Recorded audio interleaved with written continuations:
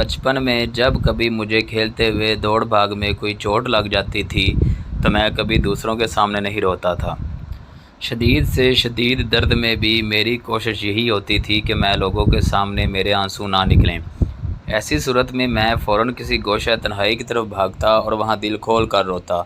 دراصل مجھے بچپن سے ہی سب کے سامنے رونا بہت معیوب لگتا تھا۔ مجھے لگتا تھا کہ ہم دوسروں کے سامنے رو کر اپنی عزت ان کی نظروں میں کھو دیتے ہیں۔ مولوی صاحب کے گھر سے واپسی کے بعد بھی میری حالت کچھ ایسی ہی تھی۔ رونا چاہتا تھا لیکن رونے کے لیے جگہ میسر نہ تھی۔ عجیب سی بے بسی تھی۔ مولوی صاحب صحت یاب ہونے کے بعد دوبارہ سے سنی کو درس دینے کے لیے آنے لگے تھے۔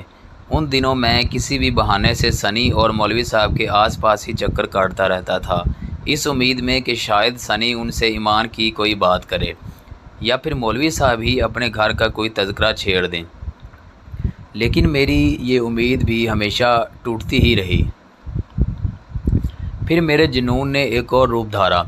میں مولوی صاحب کے آنے کے انتظار میں رہتا اور جیسے ہی وہ گھر میں داخل ہوتے میں گاڑی نکال کر ان کے محلے کے گیٹ کے سامنے اور کبھی کبھار تو بالکل ہی ان کی گلی کے پاس لے جا کر گاڑی لگا دیتا اور مولوی صاحب کی واپسی تک گاڑی میں ہی بیٹھا ٹکٹکی لگائے اس نازنین کی راہ تکتا رہتا، اس امید پر کہ کبھی نہ کبھی تو وہ گھر سے نکلے گی۔ لیکن یہ حسرت بھی ہمیشہ ناکام ہی رہی۔ میں نے کبھی کسی کو اس گھر سے نکلتے نہیں دیکھا۔ ہاں، البتہ آس پاس سے گزرتے محلے کے مکین میری گاڑی سے اچھی طرح سے واقف ہو چکے تھے، البتہ ان میں سے کسی نے کوئی اعتراض نہیں کیا۔ وہ مولوی صاحب کے گھر کئی مرتبہ شاکر کو ایسی بڑی گاڑی میں آتا جاتا دیکھ چکے تھے، لہٰذا انہوں نے اسے بھی کچھ اسی طرح سے تعبیر کیا ہوگا۔ البتہ یہ خیریت رہی کہ ان میں سے کسی نے کبھی مولوی صاحب سے تذکرہ نہ کیا، ورنہ میرے لیے جواب دینا بہت مشکل ہو جاتا۔ دن یوں ہی گزرتے جا رہے تھے اور میرا جنون بڑھتا ہی جا رہا تھا۔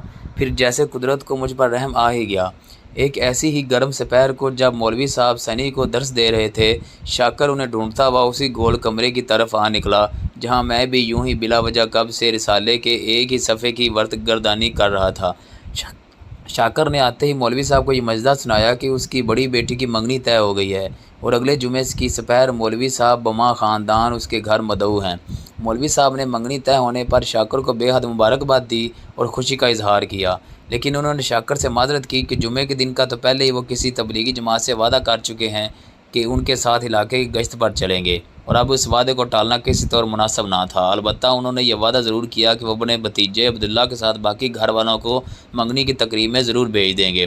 مجھے یوں لگا جیسے برسوں کسی ویران بیابان صحرا میں پھرتے پھرتے اچانک کوئی نخلستان دور سے مجھے نظر آ گیا ہو۔ میں جانتا تھا کہ شاکر یہ جانتے ہوئے بھی کہ ہمارے اس عمارت زدہ گھر میں سے کوئی بھی اس کی اس خوشی میں شریک ہونے نہیں آئے گا، ہم سب کو دعوت ضرور دے گا۔ شاید قدرت نے مجھے اس کی ایک جھلک دکھانے کے لیے ہی یہ سب انتظام کیا ہو۔ اور پھر ہوا بھی یوں۔ بابا نے حسب معمول ایک لمبا سا ہنکارا بھرا اور جیب سے پرس نکال کر چند بڑے نوٹ شاکر کے حوالے کر دیے۔ میری طرف سے بیٹی کے لیے کچھ لے لینا۔ امی نے بھی گھر میں کام کرنے والیوں کو پرانے صندوق اور الماریاں کھنگالنے کا کہا اور کپڑوں اور پرانے زیورات کی ایک گٹھری شاکر کے حوالے کر دی۔ شاکر نے سب کی طرف سے مایوس ہو کر میری طرف دیکھا۔ میں نے اسے تسلی دی۔ میں ضرور آ جاؤں گا، وعدہ رہا۔ بابا کے چہرے پر ناگواری کے تاثرات ابھرے جو ان کے پائپ کے دھویں کے پیچھے کھو گئے۔ امی اور بھابھی نے بھی ناک بھون چڑھائی لیکن کسی نے کچھ کہا نہیں۔ یہ سچ ہے کہ اس مرتبہ شاکر کی خوشی میں شرکت کرنے میں میری اپنی شدید غرض بھی شامل تھی، لیکن یہ بھی سچ ہے کہ اگر بات ایمان کی ایک جھلک کی نہ بھی ہوتی تو میں ضرور شاکر کے گھر جاتا۔ اس کا اور میرا رشتہ نوکر اور مالک سے بہت بڑھ کر تھا اور تمام گھر والے بھی بچپن سے میری شاکر سے اس انسیت سے اچھی طرح واقف تھے۔ شاکر بہت پہلے مولوی صاحب کے اس چھوٹے سے محلے میں ہی رہتا تھا۔ اسے بہت چھوٹی عمر میں دادا جان نے گھر کی ڈرائیوری پر رکھ لیا تھا۔ بابا کی شادی بھی اسی کے سامنے ہوئی تھی۔ بعد میں کچھ سالوں کے بعد شاکر کی بھی شادی ہو گئی تو دادا نے ان دونوں میاں بیوی کو اپنے بنگلے کے پیچھے بنے سرونٹ کوارٹرز میں ہی رہنے کی جگہ دے دی۔ سرونٹ کوارٹرز کیا تھے؟ اچھے خاصے بڑے مکان تھے جو ہماری پرانی حویلی کے پچھواڑے بنے ہوئے تھے۔ اس زمانے میں دادا جان کے ہاں ان کے گاؤں کے رشتہ داروں کا بہت آنا جانا تھا، سو انہوں نے پچھلے حصے میں یہ 3-4 کوارٹرز ڈلوا لیے تھے۔ دادا کی وفات کے بعد بابا نے اپنی کمشنری کے تقاضوں کے مطابق اس جدید علاقے میں یہ کوٹھی بنوا لی تھی۔ البتہ ہماری پرانی حویلی شہر کے مضافات میں اب بھی موجود تھی۔ شاکر اور اس کا خاندان ہی اب اس حویلی کی رکھوالی کرتا تھا اور ان کی رہائش گاہ اب بھی وہیں تھی۔ شاکر کی اولاد میں 2 بیٹے اور ایک چھوٹی بیٹی شامل تھی۔ دونوں بیٹے محنت مزدوری کے سلسلے میں شہر سے زیادہ تر باہر ہی رہتے تھے۔ بابا کی خاص دعوتیں اور اجلاس وغیرہ اب بھی اسی حویلی میں ہی منعقد کیے جاتے تھے، بلکہ آج کل تو بابا اس پرانی حویلی کو اپنا کیمپ آفس بنانے کا سوچ رہے تھے۔ شاکر تو اپنی بیٹی کی منگنی کا نیوتا دے کر واپس چلا گیا تھا، لیکن اب میرے لیے ایک پل کاٹنا کس قدر دشوار تھا یہ بس میں ہی جانتا تھا۔ دن، پہر، گھنٹے اور لمحے مجھے کچھ اس قدر طویل کبھی محسوس نہیں ہوئے تھے جتنے ان 4 دنوں میں۔ آخر خدا کر کے جمعے کا دن بھی آ ہی گیا۔ مجھے یاد ہے اس دن میرا دل کر رہا تھا کہ صبح سورج نکلنے سے پہلے ہی میں پرانی حویلی کے گیٹ سے ملحق باغ میں جا بیٹھوں جہاں سے تمام مہمانوں کو داخل ہونا تھا۔ وہ بھی تو وہیں سے گزرے گی۔ جانے وہ کیسا لمحہ ہوگا جب میں پھر اسے ایک مرتبہ دیکھ پاؤں گا۔ لیکن مجبوری یہ تھی کہ تقریب کا وقت شام 4 بجے کا رکھا گیا تھا اور ابھی تک تو ٹھیک سے صبح بھی نہیں ہوئی تھی۔ میں سپہر تک کسی کھوئے ہوئے مسافر کی طرح اپنے ہی گھر کی راہداریوں میں کٹی پتنگ کی مانند ڈولتا رہا۔ اس دن مجھے پتہ چلا کہ لمحے گھنٹوں کی طرح کیسے گزرتے ہیں۔ نہ جانے کب دن کے 2 بجے اور میں اس بچے کی طرح گاڑی نکال کر اپنی پرانی حویلی کی طرف بھاگا جو اپنے روزے کے دن عصر کے وقت سے ہی روزہ کھولنے کے انتظار میں دسترخوان پر جا بیٹھتا ہے۔ شاکر مجھے اس قدر جلدی وہاں پا کر بے حد خوش اور کچھ پریشان بھی ہوا، کیونکہ ابھی تک تو وہ اور اس کے بیٹے انتظامات میں ہی مشغول تھے۔ بڑی مشکل سے میں نے شاکر کو اس بات پر راضی کیا کہ وہ میری فکر چھوڑ دے، وہ اپنے کام جاری رکھے، تب تک میں حویلی کا ایک چکر لگا لوں گا۔ شاکر کو دکھانے کے لیے کچھ دیر تک میں اپنی آبائی حویلی میں گھومتا پھرتا رہا، اور جیسے ہی شاکر کا دھیان دوسری طرف ہوا، میں نظر بچا کر گیٹ کے پاس والے باغیچے میں لگی کرسیوں میں سے ایک پر آ بیٹھا۔ تمام مہمانوں کو اس مرکزی گیٹ سے ہی اندر آنا تھا، کیونکہ شاکر کے کوارٹر کے لیے حویلی میں دوسرا کوئی اور راستہ نہیں تھا۔ 3:30 بجے سے مہمانوں کی آمد شروع ہو گئی اور میری دھڑکن کی اتھل پتھل بھی۔ جب بھی کوئی پردہ نشین دور سے گیٹ کی طرف آتی نظر آتی، میری سانسیں تھمنے لگ جاتی تھیں۔ لیکن جس کے انتظار میں جانے کتنی صدیوں سے یہاں بیٹھا تھا، اس کا اب تک دور دور تک کہیں کوئی نام و نشان بھی نہ تھا۔ مجھے لگا کہ جیسے وہ نہیں آئے گی، کہیں مولوی صاحب نے ہی منع نہ کر دیا ہو، کہیں کوئی اور مسئلہ نہ ہو گیا ہو۔ ہزاروں وسوسے جو ایک ایک پل میں دل میں آتے اور میری وحشت کو بڑھا کر واپس چلے جاتے۔ پھر اچانک اس ٹھنڈی سڑک کے موڑ سے جس کے کنارے ہماری حویلی موجود تھی، ایک ٹانگا اپنی مخصوص ٹک ٹک کی آواز کے ساتھ نمودار ہوا۔ میری نظریں آخری امید کے ٹمٹماتے دیے کی طرح اس ٹانگے کی مخصوص رفتار پر جم گئیں۔ ٹانگا حویلی کے بڑے چوبی گیٹ کے سامنے آ کر رکا۔ اس میں اگلی سیٹ پر کوچوان کے ساتھ ایک پرنور چہرے اور ہلکی سی داڑھی والا ایک نوجوان بیٹھا ہوا تھا۔ سفید شلوار کرتے میں ملبوس اس نوجوان نے اتر کر کوچوان کو کرایہ دے کر فارغ کیا اور پچھلی سیٹ سے سیاہ برقع میں ملبوس 2 لڑکیاں نیچے اتریں۔ فضا تھم سی گئی، ہوا ساکت ہو گئی اور درختوں کے پرندے بھی چہچہانا بھول گئے۔ وہ وہی تھی، میں ان نازک قدموں کو کیسے بھول سکتا تھا۔ اس کے ساتھ یقیناً اس کی چھوٹی بہن تھی۔ دونوں لڑکیوں کی صرف آنکھیں بے نقاب تھیں۔ اف، پھر وہی آنکھیں۔ اس نوجوان نے حیرت سے پہلے اس عظیم الشان حویلی کو دیکھا اور پھر لڑکیوں سے جیسے ایک مرتبہ دوبارہ توسیع چاہی، کیونکہ ایک ڈرائیور کی ایسی رہائش گاہ کا اسے تصور بھی نہ ہوگا۔ پھر شاید جیسے چھوٹی والی نے اسے کچھ سمجھایا اور وہ نوجوان انہیں لیے جیسے کہ شش و پنج میں جھجکتے ہوئے گیٹ کھول کر اندر داخل ہوا۔ شاید وہ سب پہلی مرتبہ شاکر کے گھر آئے تھے۔ دفتن اس نوجوان کی نظر مجھ پر پڑ گئی، اور یہ کیا، وہ تینوں تو میری جانب ہی بڑھ رہے تھے۔ میں ہڑبڑا کر کھڑا ہو گیا۔ چھوٹی والی کی آنکھوں میں مجھے دیکھ کر شناسائی کی ایک چمک لہرائی اور اس نے سرگوشی میں ایمان سے کچھ کہا۔ شاید چھوٹی مجھے پہچان گئی تھی۔ ایمان نے ایک نظر اٹھا کر میری طرف دیکھا، ایک بجلی سی چمکی۔ یہ اس کی دوسری نظر تھی جو میری نظر سے ٹکرائی تھی۔ بے خودی کی ایک لہر مجھ پر طاری ہو گئی۔ مجھے یوں لگا جیسے اس کی پہلی نظر سے لے کر اس دوسری نظر کے فاصلے کے درمیان مجھ پر جو بھی گزری، میری تڑپ، میری کسک، میری وحشت اور میری دربدری، سب کو قرار مل گیا۔ میرے قریب آ کر لڑکے نے مجھے سلام کیا۔ جناب، یہ شاکر صاحب، میرا مطلب ہے جن کی بیٹی کی آج منگنی ہے، ان کا گھر۔ میں نے جلدی سے کہا، جی آپ ٹھیک جگہ پر آئے ہیں۔ یہاں سے اس راستے سے ہوتے ہوئے آپ پیچھے چلے جائیے، تقریب وہیں ہو رہی ہے۔ لڑکا میرا شکریہ ادا کر کے اور ہاتھ ملا کر انہیں لیے آگے بڑھ گیا۔ میں نے بڑی مشکل سے اپنے آپ کو اتنے قریب سے ہوتے ہوئے بھی ایمان کی طرف براہ راست دیکھنے سے روکے رکھا۔ لیکن نہ دیکھنے کے باوجود اس کے کرب کا ایک عجیب اور لطیف سا احساس میرے ساتھ رہا۔ چھوٹی والی حیا البتہ کچھ چلبلی سی لگتی تھی، وہ جاتے ہوئے پھر سے مجھے غور سے دیکھتی ہوئی آگے بڑھ گئی۔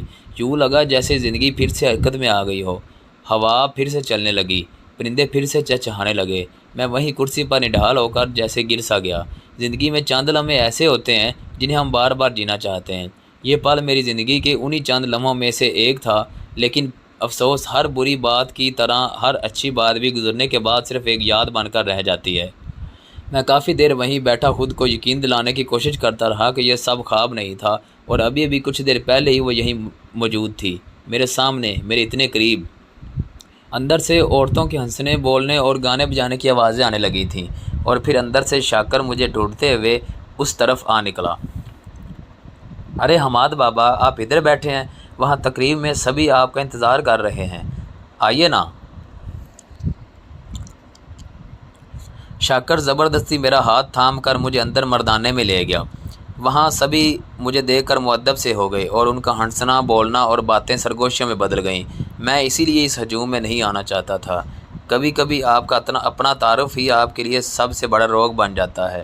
یہاں پر سب مجھے شاکر کے مہمان کی حیثیت سے نہیں بلکہ ریٹائرڈ کمشنر امجد رضا کے بیٹے کی حیثیت سے پہچان رہے تھے، لہٰذا میں جلد ہی اس محفل سے اکتا گیا۔ ویسے بھی میرا دھیان ہی کہاں تھا ان سب باتوں کی طرف۔ پھر شاکر کو اندر کسی نے زنانے میں بلوا لیا اور مجھے وہاں سے باہر نکلنے کا موقع مل گیا۔ میں نے شاکر کو خصوصی تاکید کی تھی کہ مہمانوں کو بٹھانے کا اور ان کے طعام کا انتظام کھلی جگہ پر کریں۔ اس مقصد کے لیے میں نے اصرار کر کے اسے حویلی کا بڑا ہال بھی استعمال کرنے کا کہا تھا۔ اسے بابا کی ناراضگی کا ڈر تھا، لیکن میری ضد کے سامنے اسے ہمیشہ ہی ہار ماننا پڑی تھی۔ اسے بڑے ہال کو مردانے کے لیے استعمال کیا جا رہا تھا، اور اس ہال کے پیچھے دروازے کے بالکل سامنے شاکر کے کوارٹر کا چھوٹا سا باغیچہ اور اس کے پیچھے شاکر کا گھر تھا۔ جیسے ہی میں ہال سے باہر نکلا، وہی نوجوان جو ایمان اور حیا کے ساتھ آیا تھا کچھ مضطرب سا مجھے ہال کے دروازے کے باہر کھڑا نظر آیا۔ مجھے دیکھ کر وہ جلدی سے میری طرف بڑھا۔ معاف کیجیے، میں اس وقت آپ کو پہچان نہیں پایا۔ میرا نام عبداللہ ہے، میں مولوی علیم الدین صاحب کا بھتیجا ہوں۔ چاچا اکثر آپ کی باتیں کرتے ہیں۔ خوشگواری کی ایک لہر سی میرے تمام وجود میں پھیل گئی، تو گویا کسی بہانے ہی صحیح میرا ذکر ناچیز بھی اس چار دیواری میں ہوتا تھا۔ ہو سکتا ہے کبھی میرا نام اس میچ جبیں کے ہونٹوں پر بھی آیا ہو۔ اس وقت جانے کیوں زندگی میں پہلی بار مجھے اپنے نام پر خود بہت پیار آنے لگا۔ میں نے اس سے دوبارہ ہاتھ ملایا۔ آپ سے مل کر بہت خوشی ہوئی۔ اس دن آپ کے گھر آنا ہوا تھا لیکن آپ سے ملاقات نہیں ہو سکی۔ لیکن آپ یہاں باہر کیوں کھڑے ہیں؟ اندر چلیے، کچھ دیر میں چائے کا اہتمام ہونے والا ہے۔ عبداللہ نے کچھ تذبذب سے کہا۔ دراصل مغرب کا وقت ہونے والا ہے، آپ تو چاچا کی طبیعت سے واقف ہیں، ہمیں اب نکلنا چاہیے۔ میں اس انتظار میں یہاں کھڑا ہوں کہ اندر سے کسی کو بھیج کر خواتین کو بلوا لوں تو چلوں۔ اتنے میں شاکر اندر زنانے سے برآمد ہوا۔ ہم دونوں کو باہر کھڑا دیکھ کر وہ جلدی سے ہماری طرف بڑھا۔ حماد بابا، خیر تو ہے؟ آپ باہر کیوں کھڑے ہیں؟ میں نے مسکرا کر اسے عبداللہ کی طرف متوجہ کیا۔ میری طرف سے تو سب خیر ہی ہے، لیکن عبداللہ میاں واپسی کی فکر میں ہیں، کہہ رہے ہیں کہ دیر ہو رہی ہے۔ شاکر نے حیرت اور کچھ شدت سے نفی میں سر ہلایا۔ ابھی سے؟ نہیں، ابھی تو انگوٹھی بھی نہیں پہنائی گئی، اور پھر مغرب کے بعد کھانا کھائے بنا میں ہرگز کسی کو نہ جانے دوں گا، ناممکن۔ عبداللہ انکساری سے گویا ہوا۔ شاکر چاچا، مغرب کے بعد تو بہت دیر ہو جائے گی، ہماری طرف کی سواری ملنا بھی مشکل ہو جائے گی، اور پھر چاچا بھائی مولوی صاحب سے تو میں خود نمٹ لوں گا، وہ جانتے ہیں کہ میری اکلوتی بچی کی خوشی ہے، ایسے میں دیر سویر تو ہو ہی جاتی ہے۔ رہی بات سواری کی تو میں خود تم لوگوں کو واپس چھوڑ دوں گا، بس طے ہو گیا۔ شاکر نے حتمی فیصلہ دے دیا۔ عبداللہ کے پاس بھی مزید بحث کی اب کوئی گنجائش نہ تھی۔ اس نے شاکر سے مغرب کی نماز کے لیے اجازت چاہی اور قریبی مسجد کی طرف روانہ ہو گیا۔ شاکر نے اسے جلد واپس لوٹنے کی تاکید کی۔ پھر جیسے اچانک شاکر کو کچھ یاد آیا، اس نے زور سے اپنے سر پر ہاتھ مارا۔ ارے حماد بابا، دیکھو اب میں واقعی بوڑھا ہوتا جا رہا ہوں۔ اندر نگت کی امی تمہیں بلاتی ہیں۔ نگت شاکر کی بڑی بیٹی کا نام تھا۔ بچپن میں میری ساری کتابیں سال ختم ہونے کے بعد نگہت کے پاس ہی جاتی تھیں۔ شاکر کو اپنی بیٹی کی تعلیم کی بڑی فکر لگی رہتی تھی۔ نگہت جب چھوٹی تھی تو وہ اپنے بابا کے ساتھ کبھی کبھی ہمارے گھر بھی آتی تھی۔ وہ خاموش سی چھوٹی بچی مجھے اب تک یاد تھی۔ شاکر کی بیوی کو بچپن سے خالہ کہتا تھا، جس پر میری اصل خالائیں خاصی جذبز ہوتی تھیں اور ان سے میں خاصا مانوس بھی تھا۔ جیسے آج کل سنی مولوی صاحب کے لیے گھر سے چھپ چھپ کر چیزیں لے جاتا تھا، اسی طرح میں بچپن میں نگہت اور خالہ کے لیے اپنے اسکول بیگ میں چاکلیٹس، کتابیں اور دیگر چیزیں لے جایا کرتا تھا۔ اسکول سے واپسی پر میں شاکر سے ضد کر کے چند لمحوں کے لیے پرانی حویلی رکتا اور اپنے چھوٹے چھوٹے معصوم تحفے خالہ اور نگہت کو دے آتا۔ خالہ اس بات پر مجھ سے ہمیشہ ناراض بھی ہوتی، لیکن میرا یہ معمول تمام اسکول لائف میں جاری رہا، جب تک کہ مجھے بورڈنگ نہیں بھیج دیا گیا تھا۔ البتہ بورڈنگ سے بھی جب میں چھٹیوں میں واپس گھر آتا تو اس خاندان سے ملنے ضرور جایا کرتا۔ میں جانتا تھا خالہ شاکر سے میرے بارے میں ضرور پوچھیں گی اور مجھے اندر ضرور بلوائیں گی، لیکن جانے کیوں میں اس بات سے گھبرا رہا تھا، کترا رہا تھا۔ میں اس وقت اندر نہیں جانا چاہتا تھا، وہاں سب ہوں گے اور پھر سب نہ بھی ہوں تو کیا ہے، وہ تو ہوگی۔ پتہ نہیں اس کے سامنے میں خالہ سے یا نگہت سے ڈھنگ سے بات بھی کر پاؤں گا یا نہیں۔ پہلے وہ یہاں آتے وقت گیٹ پر میری ہڑبڑاہٹ ضرور محسوس کر چکی ہوگی، لیکن بہرحال اس وقت شاکر کو ٹالنے کا یا انکار کرنے کا کوئی موقع بھی مجھے میسر نہ تھا۔ شاکر میرے سر پر ہی کھڑا تھا اور مجھے ساتھ لے کر ہی وہ وہاں سے ٹلتا، کیونکہ وہ جانتا تھا کہ میں تنہا بھی کبھی بھی اندر نہیں جاؤں گا۔ شاکر کے ساتھ بھی میرا عجیب رشتہ تھا۔ میں نے بھی اسے چاچا، بابا یا کسی اور احترام کے نام سے پکارنے کی ضرورت محسوس نہیں کی تھی۔ جب بھی مجھے اسے پکارنا ہی پڑ جاتا تو میں شاکر کے نام سے پکارتا تھا۔ بچپن سے ہی میرا یہی معمول تھا۔ میں نے کبھی کسی روایتی طریقے سے اپنے دل میں موجود احترام کو ظاہر نہیں کیا تھا۔ شاید ہمارے بیچ موجود اس رشتے کو کسی روایتی نام یا احترام کی ضرورت بھی نہیں تھی۔ شاکر مجھے لپٹے ہوئے اندر زنانے کی طرف لے بڑھ گیا۔ اندر سے عورتوں کے ہنسنے بولنے، ڈھولکی اور شادی بیاہ کے گیتوں کا شور سنائی دے رہا تھا۔ صحن میں، برآمدے میں اور اندر کمروں میں ہر طرف عورتیں ہی عورتیں دکھائی دے رہی تھیں۔ مجھے دیکھتے ہی وہ سب میری طرف متوجہ ہو گئیں۔ کچھ ہنسی، کچھ نے سرگوشیوں میں ایک دوسرے سے نہ جانے کیا کہا۔ میں اسی لیے اس طرح کے نسوانی ہجوم میں جانے سے ہمیشہ جھجکتا تھا۔ جب میں بہت سی عورتیں ایک جگہ جمع ہو جائیں تو میں بہت بے باک ہو جاتی ہیں، اور پھر معاملہ کسی ایسی منگنی یا شادی بیاہ کی تقریب کا ہو تو یہ بے باکی مردوں کو بھی مات دیتی ہے۔ خالہ مجھے دیکھ کر آگے بڑھی اور جلدی سے اس نے میری بالائیں لے لی۔ نگہت جو سر جھکائے گھونگھٹ نکالے بیٹھی تھی، اس نے میری آمد کا شور سن کر ہلکے سے سر اٹھا کر مجھے دیکھا اور اشارے سے اپنے پاس بلایا۔ شاکر نے میرے لیے بمشکل راستہ خالی کروایا۔ میں نے نگہت کے سر پر ایک ہلکی سی چپت لگائی۔ میں جانتا تھا یہ ساری شرارت تمہاری ہی ہوگی، کم از کم اپنی منگنی کے دن تو چپ کر کے بیٹھی رہتی۔ نگہت گھونگھٹ تلے مسکرائی۔ حماد بھیا، ابا نے منگنی کے بعد مجھے کالج جانے سے منع کر دیا ہے۔ کہتے ہیں سسرال والے برا مناتے ہیں۔ آپ ابا سے بات کیجئے نا میری خاطر۔ لو بھلا، لڑکیاں مہندی اور منگنی والے دن جانے اور کیا کیا سوچتی ہیں کہ ان کا ہونے والا دولہا کیسا ہوگا، کہاں ہوگا، اور ان محترمہ کو آج کے دن بھی اپنی پڑھائی کی ہی سوچ رہی ہے۔ مجھے زور کی ہنسی آ گئی۔ میں نے دھیرے دھیرے سے نگہت کے کان میں کہا، تمہارے سسرال والوں کی تو ایسی کی تیسی، بے فکر ہو جاؤ، کوئی تمہیں مزید پڑھنے سے نہیں روک سکتا، نہ تمہارے ابا اور نہ تمہارا 6 مہینے بعد ہونے والا میاں۔ میں خود بات کر لوں گا۔ اب خوش؟ اور واقعی خوشی سے اس کی آنکھوں میں آنسو ہی تو آ گئے۔ یہ لڑکیوں کا دل اتنا چھوٹا کیوں ہوتا ہے؟ ذرا سی بات پر رو دینے والا، اور پھر خوش بھی کتنی چھوٹی سی بات پر ہو جاتی ہیں۔ دل کا شیشہ اتنا صاف کیسے رکھ لیتی ہیں یہ سب لڑکیاں؟ دفتر میری نظر چھوٹی حیا پر پڑی۔ وہ اسی کمرے میں موجود تھی جہاں نگہت کو بٹھایا گیا تھا۔ حیا پاس بیٹھی کسی عورت سے ہلکی آواز میں کچھ بات کر رہی تھی، لیکن آج مجھے اس کمرے میں کہیں دکھائی نہ دی۔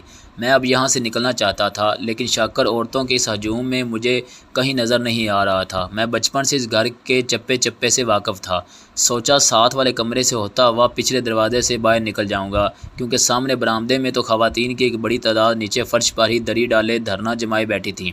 البتہ ساتھ والا کمرہ چونکہ رہائشی تھا، اس لیے اس طرف کسی کے ہونے کا امکان کم تھا۔ اس دوسرے کمرے کا ایک دروازہ پچھلے صحن میں کھلتا تھا، جہاں اس وقت دیگیں وغیرہ چڑھائی جا رہی تھیں۔ ویورز، ویڈیو کو دیکھنے کا شکریہ۔ چینل کو سبسکرائب کریں، لائک اور شیئر کریں تاکہ مزید نوٹیفیکیشن آپ کو ملتا